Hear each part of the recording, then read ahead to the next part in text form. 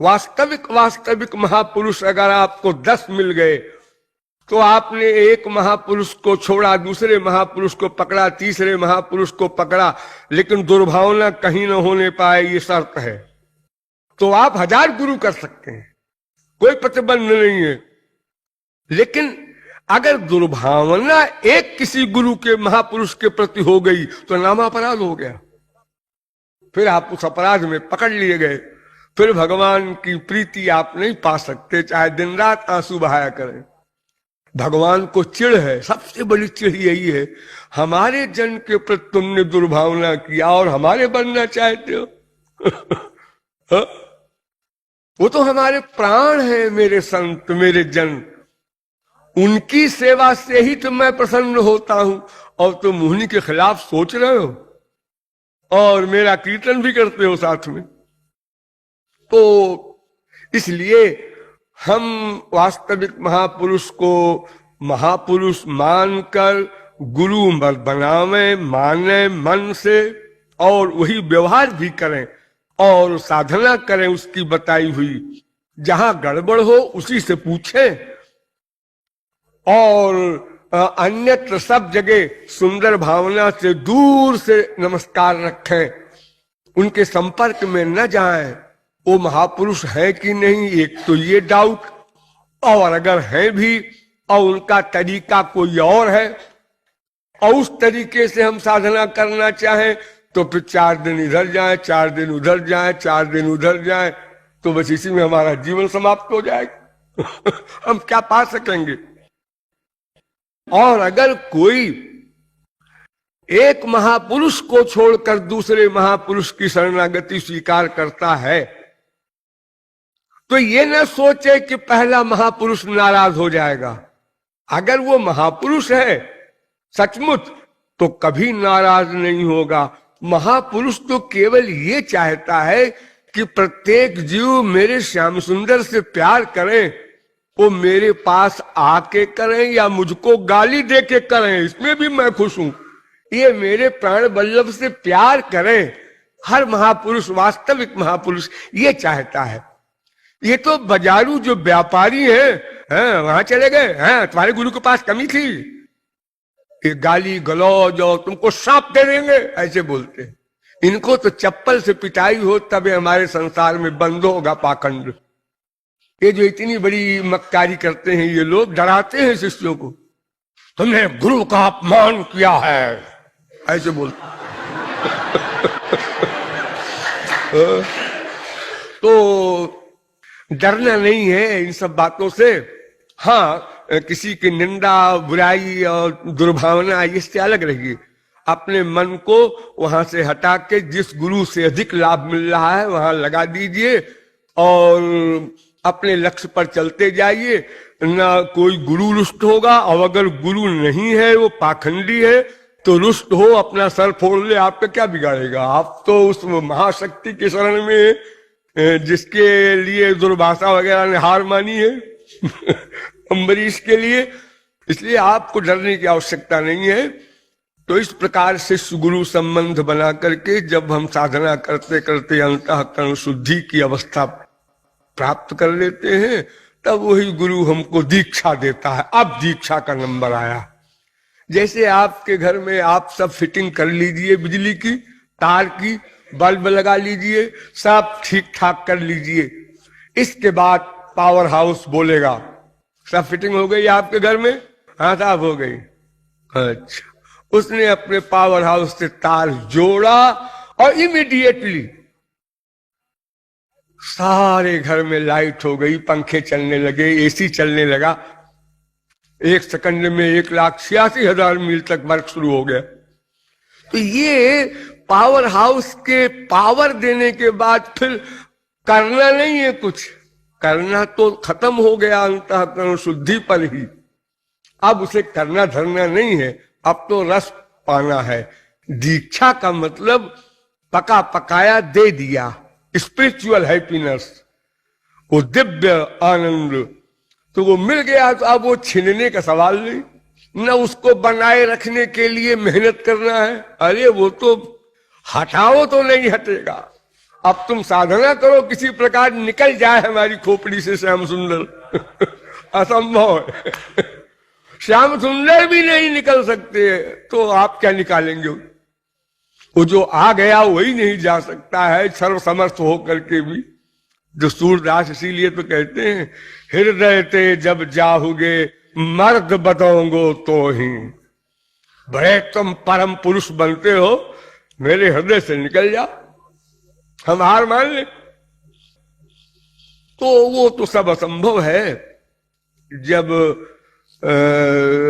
लाह में कोई रंग पड़ जाता है, पिघली हुई लाह में, और एक हो जाता है, तो वही रंग नहीं निकल पाता, तो वो उस अवस्था में क्या निकलेगा? तो दीक्षा तब होगी। इसीलिए बड़े बड़े महापुरुषों के इतिहास में आप सुनते हैं, यहां भी सुना होगा कि शंकराचार्य के पास एक आए, वो शंकराचार्य ने परीक्षा लिया, उनकी शिष्य बनने आए थे। भंगिन से कहा कि कूड़ा का जो तुम्हारा टोकरा है पंडित जी के सिर पर छोड़ देना, मेरे पास जो आएंगे। छोड़ दिया। हाँ, पंडित जी ने गाली गलौज मार पीट पे उतर आए। शंकराचार्य ने कहा कि पंडित जी आप तो लोगों को खाने दौड़ते हैं, मेरे शिष्य बनेंगे? भाग जाओ, जाओ भक्ति करो, अंतःकरण शुद्ध करो। एक साल भजन करके तैयारी करके आए, तो दूसरी बार भी परीक्षा लिया शंकराचार्य ने। उसी भंगिन से कहा कि झाड़ू लगाते लगाते पंडित जी के पैर में छुआ देना झाड़ू। अब भंगिन का झाड़ू छू गया पैर में, तो पंडित जी लाल पीले तो हुए, लेकिन याद थी कि पिछली बार हम फेल हो गए इसी कारण, तो आपकी गाली गलौज नहीं करेंगे। हाँ, लेकिन शंकराचार्य तो अंतर्यामी थे, वो जान गए। उन्होंने कहा कि अभी काटने तो नहीं दौड़ते, गुर्राते हो। तीसरी बार फिर परीक्षा लिया। तो अब देखिए कि जब तक अंतःकरण शुद्धि न हो जाएगी तब तक कोई महापुरुष वो दीक्षा दे कैसे? आप लोग एक बात समझ लीजिए, ये स्पिरिचुअल प्रेम जो होता है उसमें इतनी पावर होती है कि अगर कोई बिना अधिकारी बने किसी को दे भी दे जबरदस्ती, तो आपका शरीर फट के चूर चूर हो जाए, आप सह नहीं सकते। आपका अंतःकरण इतना वीक है कि संसार का ही बड़ा दुख और बड़ा सुख आप सह नहीं पाते, तो इतनी बड़ी पावर को आप कैसे सहन करेंगे? तो इसलिए अधिकारी बनने पर ही संसार में भी नियम बनाया गया है। आपको वकालत पढ़ना है, जी हाँ, वकील बनना है, जी हाँ, पहले आप ग्रेजुएट हो जाइए, पहले बीए पास कर लीजिए, फिर आइए वकालत पढ़िए। डायरेक्ट पढ़ा दीजिए ना हमको पहले वकालत, क्यों फालतू हम 18 साल की ये एक्टिंग करें? नहीं, इम्पॉसिबल, ऐसा नहीं होता। दुनिया में भी हम अधिकारी बन करके ही किसी चीज का असली लाभ ले पाते हैं। देखो, एक पहलवान एक मुक्के से दिन भर ऐसे ऐसे मरवाता रहता है अपने शरीर में, लेकिन अगर वही हाथ तुरंत के पैदा हुए बच्चे के ऊपर कोई मार दे तो एक ही हाथ में वो 0/100 हो जाए। भाई अभी तो माँ उसके ऊपर धीरे से पोले पोले हाथ चलाती है। 4 साल 3 साल का बच्चा हो जाता है तब भी धीरे से मारती है, ध्यान रख करके। जोर से मार दे तो कहीं आंख फूट जाए, कहीं कुछ हो जाए। हाँ? तो इसलिए वो सब बात की बातें हैं। अभी तो हमको किसी वास्तविक महापुरुष को अपनाना होगा जिससे हमारा अधिक लाभ हमारे अनुभव में आवे, और बाकी जगह हमें त्यागना होगा, लेकिन वहां द्वेष न होने पाए, और जो राग अभी तक था वो भी छूट जाए। न प्यार हो न खार हो, चुपचाप अलग हो जाओ। जैसे हम संसार में जाते रहते हैं और कहीं एक चेन मिली पड़ी हुई, चेन आजकल ऐसी ऐसी चेन चली है कि बड़े बड़ों को धोखा हो जाए कि सोना है कि नकली है। कम से कम मैं तो 0/100 हूं इस मामले में। अब आपने देखा है सोने की चेन है, वो आपकी सहेली ने आपके सखाने का, अरे रे तो 2 रुपए के हो। अच्छा अच्छा, अब आप तो लापरवाही हो, आप लड़ते नहीं उस चेन से, अलग हो।